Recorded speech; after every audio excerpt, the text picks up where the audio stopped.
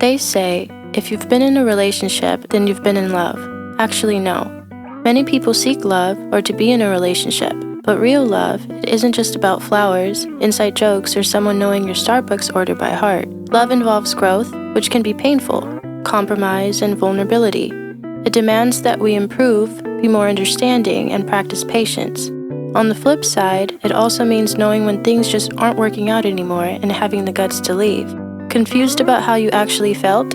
Here are 6 signs you weren't in love. Number 1. You moved things too fast. Infatuation thrives on speed.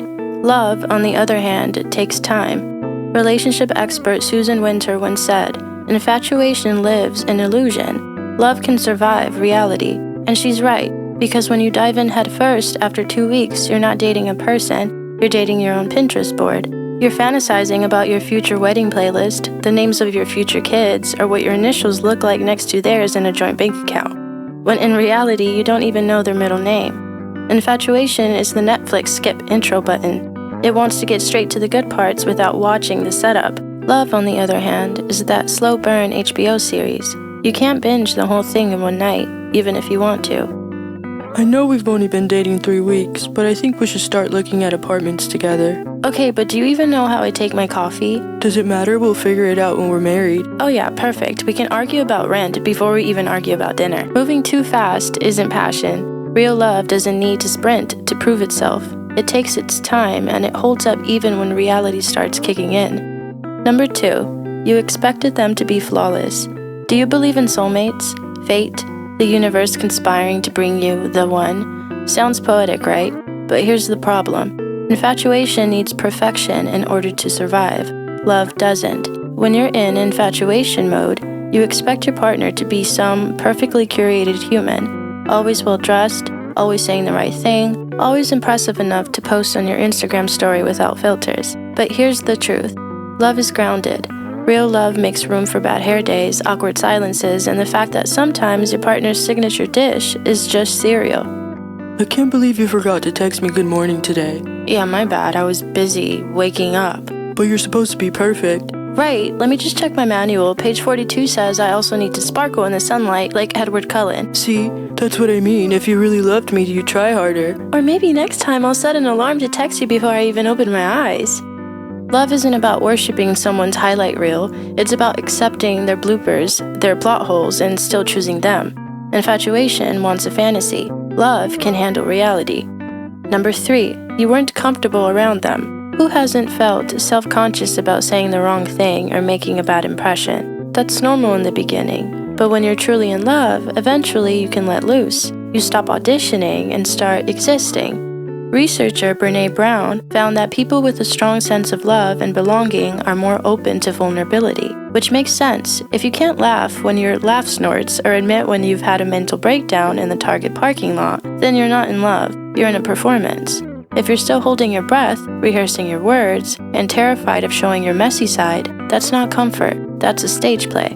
Wow, you actually ate that entire burrito by yourself? Yeah, and I'm about to eat yours if you keep staring. I just thought you'd be more, delicate. Delicate? I'm one bad day away from competing on man versus food. Love isn't about being delicate, it's about being safe enough to be unfiltered, unpolished, and sometimes kind of gross. If you never reached that point, then you weren't in love, you were just managing your image. Number 4, you become more distant. At first, passion usually runs hot, texting nonstop, planning dates, wanting to spend every waking moment together. But real love doesn't just burn bright at the start, it settles into a steady flame. If you find yourself constantly dodging dinner plans, choosing your friends, your family, or even your cat over your own partner, that's not healthy independence, that's avoidance. Because here's the thing, when you're in love, even after the honeymoon phase fades, you still want to be around each other. Maybe not 24/7, you're not Siamese twins, but enough that your presence feels like a comfort, not a chore. Hey, do you want to hang out tonight? Actually, I already made plans. With who?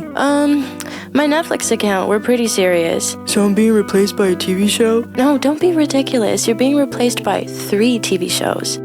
When distance keeps growing, it's not space, it's disconnection. Love makes you want to bridge the gap, not widen it. Number 5, your mind was elsewhere. Stephen Batchen, author of Magnetic Partners, says that people in love tend to maintain a focus on their partner. And it's true. Love makes you notice the little things, how they wrinkle their nose when they laugh, or how they can never fold a fitted sheet no matter how many YouTube tutorials they watch. But if your mind drifts away more often than it stays put, if you're zoning out during conversations, avoiding hard topics, or secretly making mental playlists of people you'd rather be with, then you're not in love. Because love shows up, even in conflict, even when it's uncomfortable. When you care, you lean in. When you don't, you slip away. So I've been thinking, maybe we should talk about our future together. Yeah, totally. Are you even listening? Of course, you said something about, tacos? Well, you're literally not here right now. To be fair, neither are the tacos, and that's the real tragedy. When your heart and your head have already checked out, the relationship is just waiting for you to admit it. Love pays attention. Infatuation gets distracted. Number 6, you developed anxiety. Love is supposed to feel like safety, not like a stomach ache. But when what you thought was love leaves you with restless nights, constant overthinking, and the urge to Google, why am I nauseous around my partner? That's not romance, that's anxiety. Psychologists Kate Balestrieri and Anne Schieber explain that anxiety often shows up in the body. Trouble sleeping, digestive issues, tension headaches. Basically, your body starts waving red flags before your mind admits what's happening. Because deep down you might know something's wrong, you're afraid of the truth, afraid to bring it up, and afraid of what happens if you do. But here's the thing, love doesn't keep you in fight or flight. It makes you exhale. Why do you look so tense? We're just hanging out. Oh, nothing, just my nervous system silently screaming every time you walk in the room. That's concerning. Don't worry, WebMD says I either need therapy or an exorcism, so... You can only run from the truth for so long before it catches up to you. Forcing love when it's absent will only hurt you both, and both of you deserve to find the real thing somewhere else. So if any of these hit a little too close, moving too fast, expecting perfection, never feeling comfortable, drifting away mentally checking out, or straight up developing anxiety, then maybe what you felt wasn't love. And that's not a failure, it's clarity. Because the truth is, being in love isn't about butterflies, obsession, or a highlight reel that looks good on Instagram. It's about safety, growth, and choosing each other even when the shine wears off. If what you had didn't give you that, then you weren't in love. You were in an illusion, and illusions fade. And if you're realizing that maybe you've been caught in that illusion before, sometimes the hardest part is figuring out why you keep ending up there. That's where therapy comes in. Not just to talk about the relationship, but to help you untangle your patterns, your boundaries, and your own heart. I linked an affordable online therapy resource in the description. It's private, it's flexible, and honestly, it's one of the best gifts you can give yourself if you're tired of confusing pain for love. They say love is blind. Actually, no. Love sees clearly and chooses you anyway. And if you've made it this far, you already know. Subscriptions are my love language. I'll see you in the next one.